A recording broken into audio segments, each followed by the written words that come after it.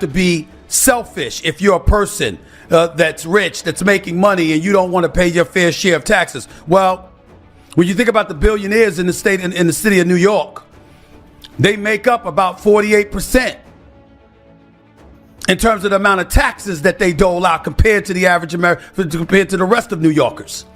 And if you're talking about raising their taxes while doing these other things, you're making New York unattractive, not just for residents, but for businesses. 85% of the population lives there. That's where I live. That's why I'm on POTUS. That's where we live. We ain't veering one way or the other to the extreme because we understand, it is about affordability, but it's also about the economy. It's also about safety in the streets. And when you're talking about the combination of a free bus rides or free grocery stores, and oh, by the way, less police, or at least not more police officers, and not prioritizing law enforcement in the streets of a city, of a state, of the United States of America, you got a problem. Stephen A. Smith is going all in on Mamdani and the Democrat leadership, and it's brutal. The sports commentary powerhouse didn't hold back as he called out what he sees as serious flaws in the DNC's newest game plan to win back power from Donald Trump and Republicans. His breakdown was direct and completely unfiltered. So hit that subscribe button and let's get into it. Gentlemen, let me be very, very clear. If the Democratic Party becomes the likes of Zohran Mamdani, who, by the way, I like, not trying to throw any shade on him or anything like that, but if the Democratic Party becomes him, you have no chance. You have no chance on a national basis in terms of the presidency. In Senate seats in the House, you have no chance. You have no chance. I want to be very, very clear about that. You might have a Democratic socialist sprinkled here and there, but that ain't what America is. America's about capitalism. America's about dollars and cents. America's about an economy, a flourishing economy. Okay? And you know what it's not about? Free stuff. Right from the start, Stephen A. goes after the DNC's leadership for putting all their chips on Manny as their new political face. Since winning the New York mayor race, Manny has been pushed into every big political spotlight, leading headlines and dominating cable news discussions. To Stephen A., this doesn't feel random, it feels planned. Like Democratic leaders are already setting him up for a 2028 presidential run. But Stephen A. says that plan could seriously backfire at the ballot box. He believes the party is once again misunderstanding the American voter. While progressive insiders celebrate promises of free programs and bigger government, everyday Americans see it differently. They hear higher taxes, less accountability, and slow-moving socialism. Stephen A. says voters aren't asking for handouts. They're asking for opportunity, stability, and leadership rooted in reality. In his opinion, promoting Manny nationwide could become the DNC's next huge mistake. Like Mamdani, I'm looking forward to interviewing him. He's promised to be on this show. But I'm very, very concerned about some of the things that he said. I'm very concerned about what he once said about defunding the police. I'm calling 911. I'm being real with you. I'm calling 911. That's what I'm doing. I don't want to see less police officers. I want to see more police officers. I heard him talk about mental health experts in the subway system. I don't care about that. I want cops in the subways in New York City, where I was born and raised. Born in the Bronx, raised in Queens. That's what I want. I want to hear about no damn mental health experts in subways. Nah, I'm not trying to hear that, okay? Stephen A. Smith then explains why he thinks Mamdani would struggle on a national stage, and his argument is straight to the point. At the center of his criticism is Mamdani's support for defunding the police. Stephen argues that this stance alone is political disaster in a presidential race. According to him, Mamdani has supported replacing police officers in New York subways with mental health professionals instead of trained law enforcement. While that idea may sound caring on paper, Stephen A. says it's completely disconnected from reality. Subways are intense public spaces where safety risks are constant. Removing officers, he says, sends the wrong signal to criminals and leaves daily commuters vulnerable. Stephen A. insists that public safety is non-negotiable for American voters. When crime hits close to home, ideology fades away. In his view, policies that reduce policing don't show compassion. They show instability, and that's a risk no presidential candidate can survive. % tax on the rich. Okay, fine. 11.5% capital gains tax. On its face, okay, fine. Free buses. Free grocery stores in each borough? Really? Really think that's going to work? Ladies and gentlemen, we're at a crossroads in this nation. And there's no way to slice it. And the level of vitriol that you see amongst the American citizen is because, God forbid, that you have a difference of opinion. It's not enough to agree. You know, people have to be disagreeable. Stephen Knight then shifts his focus to Mamdani's economic plans, especially his proposal to heavily tax the wealthy. The plan, which includes sharp tax hikes on high earners, has already caused a clear side effect. Businesses and wealthy residents are leaving New York for states with lower taxes. Stephen A. says that's not punishing the rich. It's shrinking the tax base and hurting the very city the policy claims to defend. He also criticizes Mamdani's idea of government-run free grocery stores across the boroughs. While presented as compassionate, Stephen A. duds. Believes the plan is financially reckless and historically uninformed. In his view, subsidized markets disrupt competition, discourage private investment, and create long-term dependence instead of opportunity, rather than driving innovation. He thinks these policies could pull New York backward, choosing symbolism over real economic results that sound appealing politically but collapse in reality. You have to be selfish if you're a person that's rich, that's making money, and you don't want to pay your fair share of taxes. Well, when you think about the billionaires in the state, in the city of New York, they make up about 48% in terms of the amount of taxes that they dole out compared to the average American, compared to the rest of New Yorkers. And if you're talking about raising their taxes while doing these other things, you're making New York unattractive, not just for residents, but for businesses. And if you make it unattractive for businesses and you compromise the ability to be the capitalist that these people are, then they take their businesses elsewhere. So the money that they paid on their homes or in rent, they move out of the city or the state. Businesses follow. And ultimately the tax burden falls on to New Yorkers out there. Right now, thousands of people are already leaving New York City for one clear reason. They want to keep more of what they earn.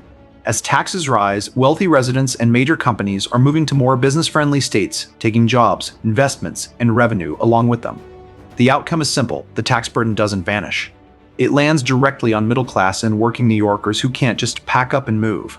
Critics say that instead of steadying the city, Mamdani's policies are speeding up its decline. As money leaves, services weaken, neighborhoods thin out, and economic growth slows dramatically. What remains is a smaller population paying more for less. According to Stephen A., this is how major cities decline. Not suddenly, but slowly. In his opinion, unchecked taxes and heavy ideological policies are pushing New York toward long-term economic trouble in everything but name. Freezes, which is also something that Mamdani pushed. Is that really going to be plausible? Are you really going to be able to freeze rent? Or are you going to end up hiking it?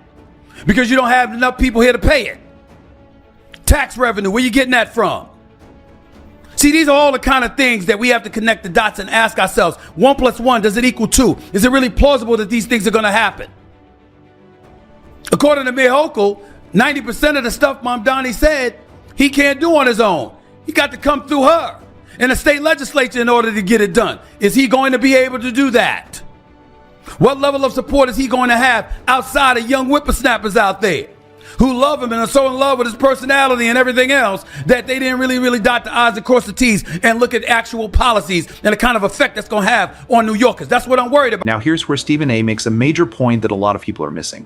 For Mamdani's big agenda to actually happen, it has to get through Governor Kathy Hochul first. Without her approval, his bold promises don't even get off the ground. And that puts Mamdani in a tough political corner. If Hochul blocks or weakens his plans, he risks looking like just another politician who campaigned on big ideas but delivered nothing. His supporters could turn on him fast, saying he sold dreams he never had the power to make real. But if his plans do move forward, Stephen A. says the fallout could be even worse. Rolling out these aggressive policies could shake New York's economy, public safety, and tax system almost overnight. Either way brings damage, political or practical. In Stephen A.'s opinion, Mamdani is trapped with no easy way out. One way or another, time is running, and his momentum may already be fading. I just want to know where the money coming from. See, I count. Okay, I count. And I can't tell you how many young teenagers, it could be daughters, it could be nieces and nephews, it could be friends and family members and relatives of folks along that age gap. And you're asking the same question. And you know what you come up with? The people who love Mamdani the most are not people who pay bills every day. I'm not saying that applies to everybody. I'm not applying that. But they certainly not people that pay bills every day all the time. You don't see business owners clamoring to support them.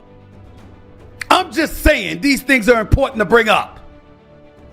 Because there's going to be a divide that takes place. Remember, Mamdani's ascension and his win in the mayoral election in New York last night is entirely different. Stephen A. might sound harsh, but his warning feels real. If Democrats try to push Mamdani as a presidential contender, the party could split right down the center. On one side are business owners, entrepreneurs, and working professionals who see his anti-capitalist tone as a threat to investment, growth, and stability. To them, Mamdani signals uncertainty, higher taxes, stricter rules, and a government that seems unfriendly to private business. On the other side are voters attracted to large government promises and guaranteed benefits. People who don't own businesses and don't directly feel the tax weight that funds those programs. Stephen A. argues this divide wouldn't just be political, it would be financial and cultural.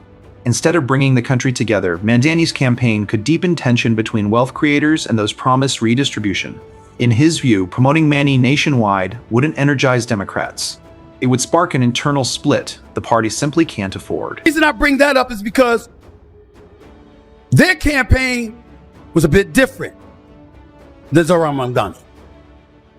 They were talking about affordability issues just like he was. But they were also a bit more pragmatic in their thinking. They weren't talking about free grocery stores and free bus rides.